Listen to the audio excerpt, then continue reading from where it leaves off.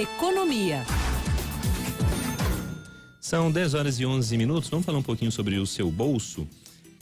Hoje, dia livre de impostos, ação que é organizada pela CDL aqui de Belo Horizonte e replicada também em cidades Brasil afora pelas respectivas CDLs aí de cada cidade. Nesse dia, o que acontece? Produtos e serviços, não é, sem a incidência aí dos tributos, dos impostos. Aí, claro, tá saindo muita coisa por um precinho super camarada. Combustível, por exemplo, um posto ali acho que é Barro Preto, né? Aquele posto que sempre participa do dia livre de impostos. Avenida Tereza Cristina, isso Tereza, mesmo, né? Gasolina tá saindo a 4,85. Pensa, o preço normal dela hoje tá R$7 e bordoada, 7,39, mais de 2,50 aí de desconto. Tudo muito bom, muito bem, né? Uma ação importante porque pra gente se atentar até mesmo pro tanto de imposto que a gente paga. Mas impostos, a gente sabe, também são importantes, né? É assim que a máquina pública funciona, de forma capenga, mas funciona. Pra gente falar um pouquinho sobre isso, tributo, imposto, o que daria pra gente melhorar aqui no país? Vocês estão falando da reforma tributária, coisa e tal. A gente conversa aqui por telefone, a gente iria fazer essa entrevista por Skype, mas está com um problema aqui no nosso Skype. Então vamos por telefone mesmo. É o professor de Direito Tributário e Financeiro dos cursos de graduação, mestrado e doutorado da Faculdade de Direito da UFMG, o Paulo Roberto Coimbra Silva. Tudo bem, professor? Bom dia. Bom dia, tudo bem com vocês? Tudo certo por aqui. Professor, eu queria começar aí do básico. Reforma tributária, que inclusive estava em pauta lá no Congresso, mas é um assunto que não anda, né? Parece que em ano eleitoral fica ainda mais difícil quando a gente considera todos os interesses que estão em jogo. Queria que o senhor jogasse luz sobre qual que é a reforma tributária que está sendo discutida lá atualmente, se ela seria ideal, se não seria, o que dá pra gente falar sobre? Muito bem, Lucas. Em torno do tema de reforma tributária, é um tema já muito antigo. Nós temos uma Constituição de 88, que é uma Constituição que já tem alguns anos, algumas décadas, e logo após a sua promulgação, já no início da década de 90, já começava a se falar em reforma tributária, já que a Constituição de 88 não fez uma mudança tão disruptiva em relação ao modelo anterior. Houve, sem dúvida nenhuma, muitas mudanças, mas não tão disruptiva. E é um tema que que vai e vem ao longo dos anos. Atualmente, depois de muitas propostas, muitas discussões, nos últimos anos nós tivemos um aquecimento, um recrudescimento dessas discussões em torno de duas propostas, e hoje as discussões giram em torno da PEC 110, que está no Senado. Mas com as dificuldades inerentes de uma reforma tributária abrangente, que são muitos interesses que estão ali envolvidos, tanto interesse dos entes públicos, União, estados e milhares de municípios, como também, obviamente, o interesse dos contribuintes. Eu, particularmente, não sou um entusiasta desta reforma tributária. Olha, e por que não, professor? Porque não é falta de consciência com as nossas deficiências em nosso sistema tributário. Mas estes defeitos que nós temos já estão muito bem identificados, fruto de uma maturidade de décadas. Então nós sabemos onde nós podemos melhorar e não é preciso uma reforma tão ampla e disruptiva que simplesmente jogue na lata de lixo conceitos que levaram décadas para se firmarem. Nós tivemos décadas de grandes discussões perante o Poder Judiciário para compreender, por exemplo, o que é conceito de receita, o que é conceito de serviço, o que é conceito de mercadoria. E agora se propõe uma reforma absolutamente disruptiva, trazendo conceitos ainda abertos, conceitos indeterminados, que vai gerar muita discussão e muita insegurança. Nós entendemos, nossa opinião é que não uma reforma ampla, mas reformas pontuais.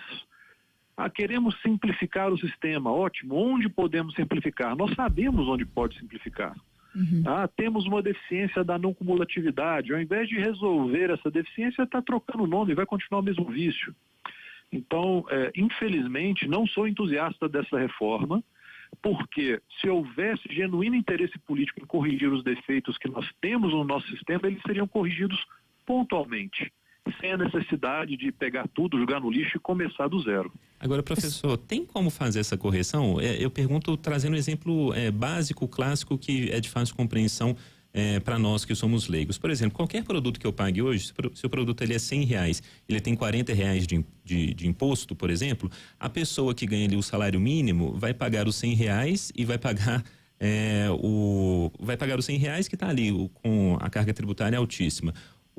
A pessoa que ganha ali seus R$20 mil vai pagar o mesmo produto também. Claro que tem uma disparidade gigante quando a gente vê a renda dessas duas pessoas e o produto que está ali na ponta, que é vendido, ou o serviço que é oferecido. Esse tipo de distorção, ele, na opinião do senhor, é corrigível de alguma maneira ou não? Isso que eu estou falando é utópico demais mesmo. É possível amenizar, Lucas. Corrigir totalmente é muito difícil. Por que razão? Qual a origem deste fenômeno que você descreveu, que é chamado de regressividade tributária? Na regressividade, os mais pobres acabam tendo um peso maior em relação aos tributos, em seu orçamento, do que os mais ricos. Por quê? Isso é inerente da tributação sobre o consumo. É porque todos consomem. Então, se nós temos uma tributação alta sobre o consumo, pessoas que comprometem 100% da sua renda neste consumo pagarão proporcionalmente muito mais tributo do que aquelas pessoas que consomem apenas um percentual de sua renda. Este fenômeno da regressividade, ele é próprio da tributação sobre o consumo. E qual é a origem deste problema estar tão grave e acentuado em nosso país? É que no Brasil nós temos uma tributação extremamente concentrada sobre o consumo. Você deu um exemplo sobre combustíveis. A nossa carga tributária ela está pesadamente centrada sobre o consumo. Nós temos basicamente 3 objetos universais de tributação, que são 3 manifestações de riqueza que em todo o mundo tendem a atrair o pagamento de tributos. A renda, que seria a renda auferida, aquela renda recebida, imposto sobre a renda, contribuição social sobre o lucro. O patrimônio, então tem IPVA, IPTU e outros tributos que incidem sobre patrimônio, ITCMD, ITBI. E temos também o consumo, a renda consumida. Então temos a renda auferida, imposto de renda, a renda acumulada, tributação sobre patrimônio e a renda consumida. No Brasil, nós temos uma tributação extremamente concentrada sobre o consumo. E qual o problema da tributação sobre o consumo? Primeiro, a regressividade que você apontou. E o segundo problema, que é uma tributação que ocorre sobre o que nós chamamos, parte aqui da doutrina, põe o nome de anestesia fiscal. Porque quando se consome, se tem prazer. Então não se sente o peso do tributo. Para você ter uma ideia, muitos contribuintes sofrem ao pagar IPTU. Poxa, IPTU, porque é um tributo direto, se você sente direto no bolso. Mas quanto se paga de tributo sobre patrimônio no Brasil? Não corresponde a 4% da arrecadação.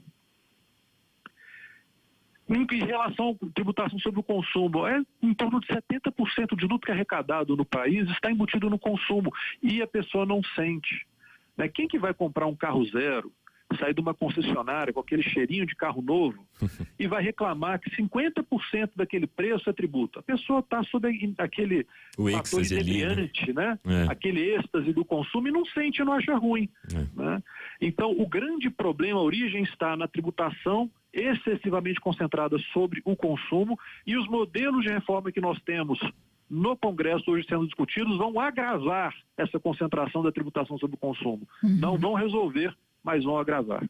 Paulo Roberto Coimbra Silva, professor de Direito Tributário e Financeiro dos cursos de graduação, mestrado, doutorado, da Faculdade de Direito da UFMG, inclusive falando sobre a PEC 110, no que diz respeito aí à reforma tributária, e um dos pontos, a inspiração vem de modernos modelos internacionais de imposto de valor agregado, professor? O senhor citou inclusive aí sobre a tributação uniforme do consumo. Agora, em relação aos estados, de que forma o senhor enxerga que poderíamos avançar a independência dos estados aí, de diminuir, aumentar? Como é que o senhor avalia a independência aí dos estados no que diz respeito à reforma tributária? Esse é um ponto super importante, porque as propostas que existem estão propondo concentrar a competência para legislar sobre os tributos sobre o consumo nas mãos da União, o que nos parece um equívoco. Nós temos no nosso país, né, um modelo de Estado federal, onde coexistem União, Estados e municípios, e nós temos uma concentração de poder econômico exagerado nas mãos da União. A União é quem mais arrecada no Brasil e é o ente federado mais distante do cidadão. Então, de todo o bolo de arrecadação hoje, a União arrecada cerca de 70% de todo o tributo pago no Brasil. Os estados em torno de 24%, os municípios, os mais de 5.600 municípios, juntos não arrecadam 6%, ou um pouquinho mais de 6% de todo o bolo da arrecadação. Isso é uma grave distorção, concentração de poder financeiro nas mãos da União, que é o ente federado mais distante do cidadão. E esse dinheiro, para chegar no cidadão, passa então por várias etapas, e em cada etapa sofre as ineficiências e deficiências da gestão de recursos públicos no nosso país. Então, o modelo tinha que ser o contrário, tinha que ser reduzir o poder de tributar que está com a União e aumentar dos estados e dos municípios, reconhecendo maior autonomia aos estados e municípios.